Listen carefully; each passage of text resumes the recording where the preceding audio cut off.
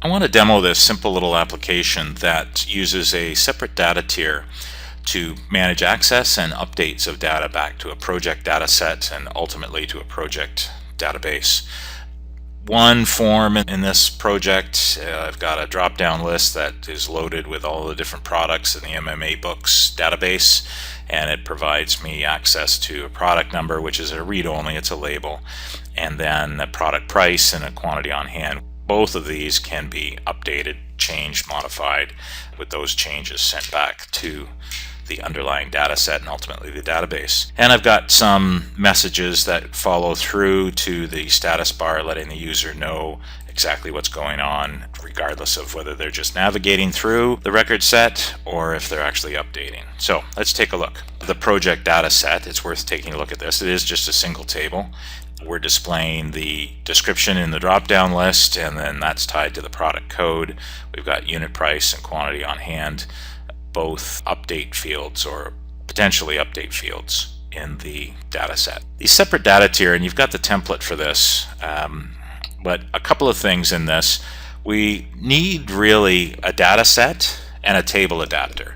So in this class we declare a instance of the data set, that actual project data set that we were just looking at, and we go ahead and also declare the table adapter based on that data set having access to the MMA Books dataset table adapters. There are two methods in this class. One, get products, which is how we read the data and pass the data set back up to the presentation tier.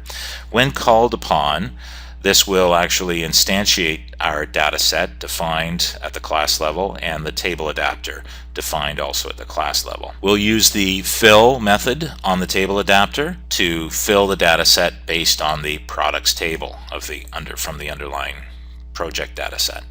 And it simply returns that product data set. I've got all of this enclosed in a try catch, and really all I'm doing at this point, I'm catching just a general exception because we don't know what it could be. It might be a connection issue, could be something in terms of an issue with connectivity to either the data set or the underlying product table. We may have actually made a mistake in syntax, and during development you can expect some of these exceptions to be thrown.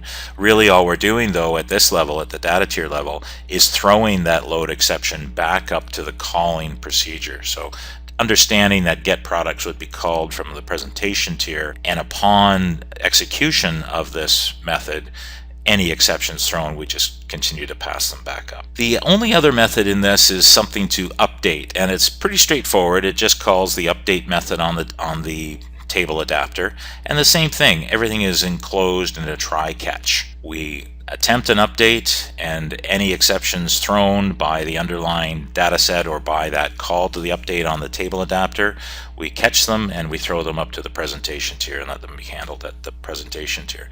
These sorts of exceptions during development you could expect to be thrown based on an attempt to pass through data that's not valid.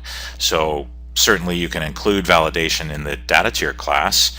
You could let the database itself continue to validate any updates to that underlying data set and data table eventually. Or you could, probably the cleanest solution is to validate all data at the presentation tier, which of course requires that you have full understanding of all constraints on the data. That a dictionary at this point becomes invaluable in terms of application development. So that's the data tier. In the next video I'm going to take a look at the presentation tier and how we interact with this data tier.